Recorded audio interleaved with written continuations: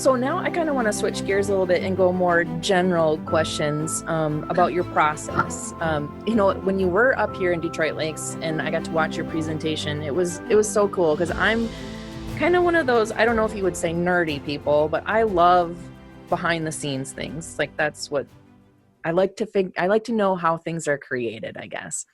And so when you were here, you kind of talked about how the cover process goes and everything, but I kind of want to ask you like how you get your story. Do you come up with a few ideas, or do you kind of have one main idea and then you just attack that idea? How does that work to come up with like the main story of your book? Okay. Well, it is kind of a process. It's not, I would say a developmental process. And I have to turn in, I shouldn't say have to, I turn in ideas to my publisher ahead of time, usually for the next 3 or 4 books, and they give me a contract for those. So I kind of have a nugget of an idea early on, but I don't necessarily have it all fleshed out till I'm actually getting ready to write it. Ideas themselves, just the spark of the idea, I mean, that comes from so many places. The one I've already mentioned, research, because I'll be reading about something else, for some other book, just doing some research, and I'll read about, a cool story about a shipwreck and what happened and how all the villagers either tried to do away with the survivors so they could have all the spoils of the shipwreck for themselves, or there were certainly lots of heroic saving type things. So, I store those kinds of things away. This one I also, when my husband and I were in England, oh gosh, I don't know, a year or 2 ago now, probably 2 years ago now, we visited the first purpose-built prisoner of war camp in England. Wouldn't I be a joy to travel with? Don't I come to the fun places? But it's I went to a museum that was talking about that. And I found that interesting because I didn't really know anything about prisoner of war camps. And then a lot of, during the Napoleonic Wars, a lot of, especially French, but also people from the Netherlands and a few Germanic states at that point were kept in this prison. And so that's definitely influences the Castaway story. So usually it's several things that kind of help me come up with the nugget of the story. I want to set, I want it to be in Cornwall. I want there to be a shipwreck. I want there to be a mysterious survivor. Who is he? I don't know yet. I'm going to figure that out. And well, who is she? What would be an interesting person? And then, just kind of building through that. And there are processes that I use. There's not that I don't have any great self-created processes, but there are things like that a lot of authors use, like the writer's journey, which is based on the hero's journey, which is just kind of, throughout mankind's history, storytelling has certain elements that we like to see. We like to see a character go on some kind of journey or quest, face obstacles, and hopefully they change and overcome some inner fear or inner demon as they go through the journey and come out a better person, not necessarily getting everything they want, but change for the better. So when I have the idea, then I kind of look at that process, and there's certain steps in most movies and books, certain steps that are there. And so I put my idea through that to help me figure out, okay, what do I need? I need more, things actually have to happen. It's easy to say, oh, well, then they'll fall in love. Well, how? And what will happen? And what will those steps be? And how will they learn about each other? And usually that, when you face hardship with somebody, then you learn about them more and you pull together. So then there's a lot of fleshing out that happens as I learn about the characters and start plotting it out using that hero's journey system. So it does take time, and sometimes even when I'm writing, I'm still figuring out as I go, the best way I know how to get to this point. How do I get there? So I'm sorry, that's not a very perfect answer, but it is kind of just an ongoing process.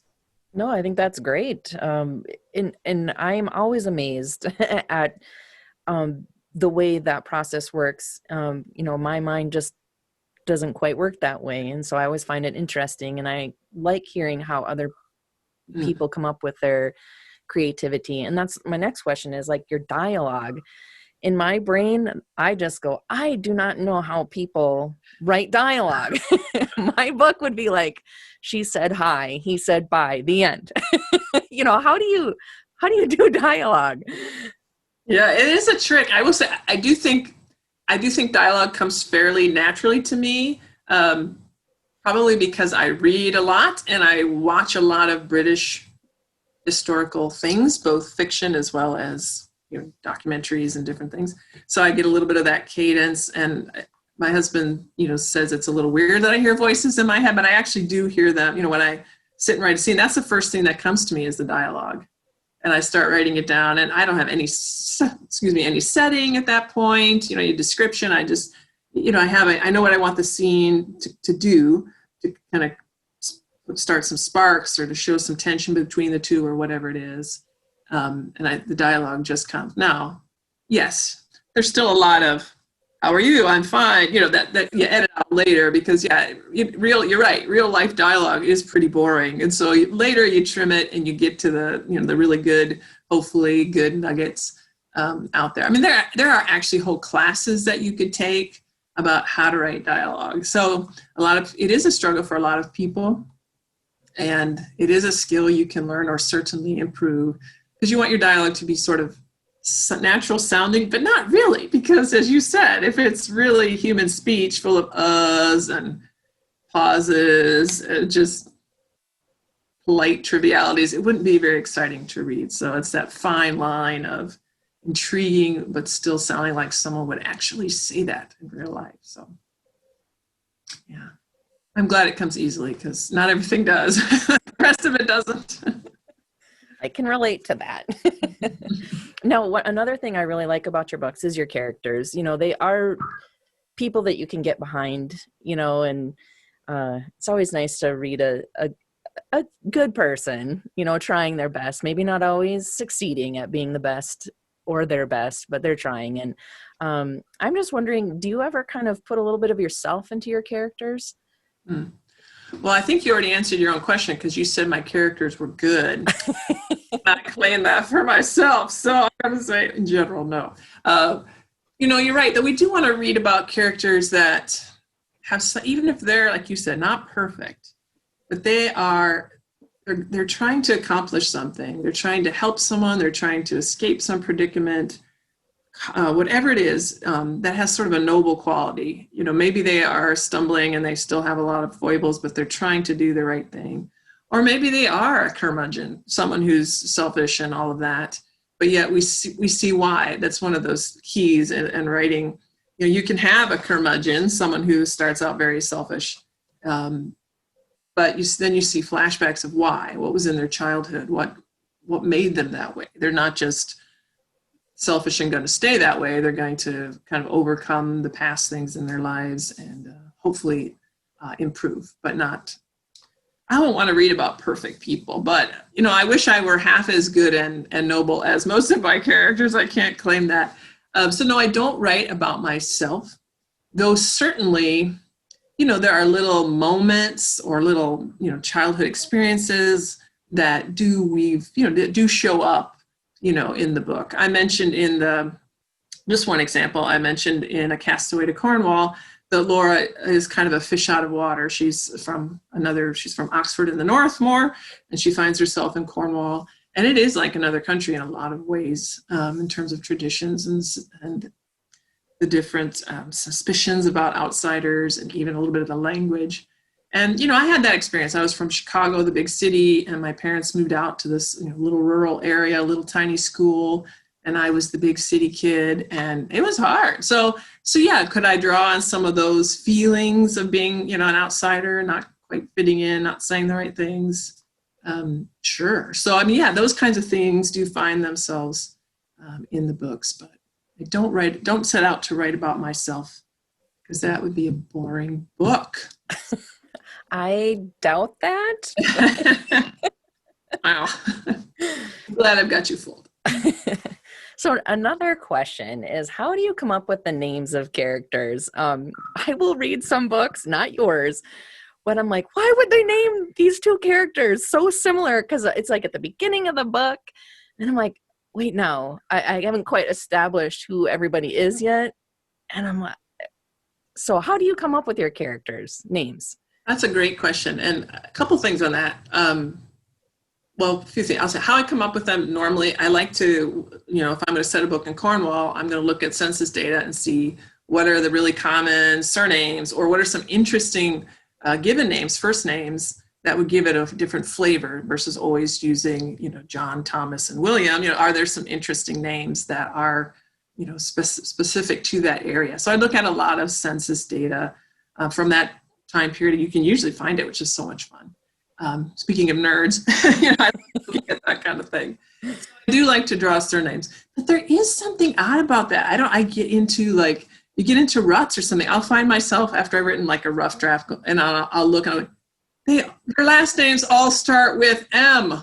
What the heck? That wasn't the plan, or H. I have a pet thing that kind of shows up, and then I have to go back through and change, which is hard because sometimes I feel very close to, they already are, Mr. Marlowe or Mr. Harlow instead of Mr. Marlowe, whatever it is. I've already gotten used to that, and like you said, but the other thing is I can't take full credit for it because I also have really good editors. So even in my recent book, A Castaway to Cornwall, I had two characters with very similar first names. They were both kind of unusual too. One was Jago, which is an unusual Cornish name. And then I had named this other character Jory, 2 4-letter words, 4 letters, starting with J. And one of my editors said, I keep forgetting which one is which. So Jory is no more. He is now Perry or something. We had to change it. And I still had to think of what's his new name because, I wrote the whole book with him having a different name. But thankfully, I have editors who help me look out for that kind of thing because it's hard, especially I do tend to have a pretty large cast of characters. So yeah, when you're trying to learn everybody, that just makes it even more confusing. So I do my best, and then thankful for the editors who help me out. Nice. And I like it with some books I read, they have the list of character names and kind of a description of them. And I'm like, that's helpful because I'll have to go back and look. And I know I suggested that for the series. They didn't go for it, but I have it I have a website specific to the series, and they let me put the list there because there are a lot of characters. So. Yes. Yeah. So do you ever put kind of like Easter eggs in your books? I do. Well, I think I didn't set out intentionally to put little things, but I happen to, because obviously I'm a Jane Austen fan, and I read a lot of her books and love all the miniseries and Pride and Prejudice and all that. So there have been times where I'll put just a little, a line from a favorite character in there, or some little quote from Jane Austen has written some beautiful prayers. If one of my characters is struggling and praying, I'd rather use her words because she was alive in that time period, and versus kind of a formal or a modern person of faith now. How would they talk to God? So there are little things like that, little nuggets. And the first few times I did it was just for myself, but then I've had readers comment, and I'm like, oh, well, maybe I should keep doing that. So yeah, most of my books have some little nod to a favorite author or book. Not only Jane Austen, sometimes I also love Elizabeth Gaskell, who wrote North and South, and some other things too. So I do like to put those little nuggets or little Easter eggs when I can. So now I read to escape reality. Do you get to do that, or do you kind of find more, oh God, I have to read for work, or are you able to just sit and enjoy a good book? Yeah, in fact, there have been times when I was still working as an editor and writing and researching, that I didn't read as much for pleasure, and I really missed it. And I will say, like a lot of people this year, I have started reading more because of having more time. So that's my silver lining for 2020, more reading for myself for pleasure as well. So yeah, and I'm the same way. Like someone recommended a book, a contemporary book, and I won't name names or anything. And it was well written and everything, but it was pretty heavy and a little dark. And I could see good things about it, but that's when I read, I would rather go somewhere I want to go, a journey I'd love to go on, and go to a new world with a new adventure and follow a noble character on some cool quest, versus really dealing with hard, heavy, depressing stuff. But obviously a lot of people like that sort of heavy type issue related book, but I'm with you. I want something enjoyable. Yeah, learn a little bit along the way, be a little uplifted, but yeah, mostly for entertainment. And that's, I think, what I write for the most part. Yeah. Yes, you do. It's nice. So can you talk about any of the other books that you enjoy reading, obviously, other than Jane Austen? Right. And I don't read, shouldn't say this, I don't read Jane Austen that much anymore because I've read them all, and but I still watch all the new miniseries or whatever they make when they come out. I mentioned I've been reading a lot more mysteries lately. I mentioned Agatha Christie. There are others, Louise Penny and other ones as well. I've also been enjoying there's an author named Mimi Matthews who's kind of taken the romance world, the Victorian romance, so she's writing a little tiny bit more modern than I am. She writes really romantic books. She's written some other things too, but her Victorian romances I'm really enjoying. And then kind of in the inspirational world, I like Lynn Austen. And then there's a new young woman who's writing Regency things, kind of like what I write, but a little bit more gothic, named Abigail Wilson. I've been really enjoying hers too.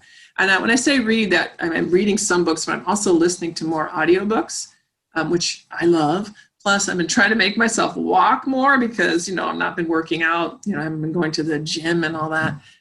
So until today that we're getting all this snow, I have been doing a lot more walking. And, when you've got a good audiobook, you could put on like, oh, let's go. I'll walk a lot longer than I would otherwise. So those are just a few that I've been enjoying. Yes, no, I put my earbuds in when I'm doing the dishes, and there I go. It's nice. Good idea. Yeah, and so that's one of the things I like about your books is it's uplifting, and I'm just wondering, how do you come up with kind of the journey that God is going to put your characters through?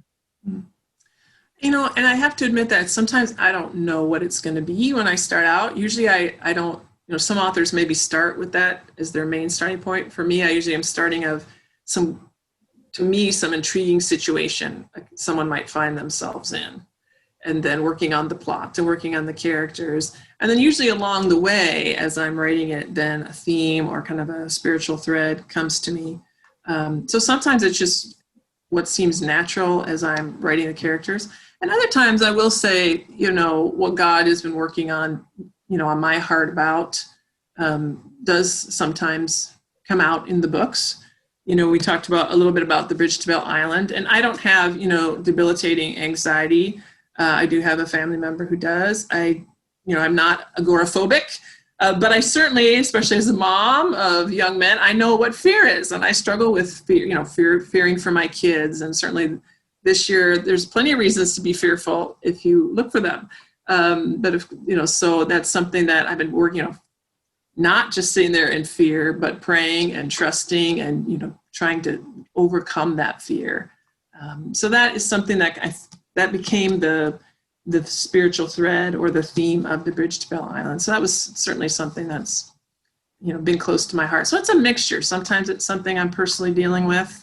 And sometimes it's just something that comes naturally as I'm working through the story. Maybe it's something I've heard in church. I don't know. I can't tell you it's always the same thing, but I try to, you figure you might as well, when you're going through a hard time, you might as well make something good out of it. And you figure, maybe someone else is going through something similar, and maybe this will help somebody. And there have been times where I've heard from people who say, yeah, and how did you know? Because that's exactly what I struggle with. And that's very encouraging because, I do enough research that even if I'm not struggling with something, try to make it realistic of what people are going through, bring that to life in my characters. And that's very satisfying when it helps somebody.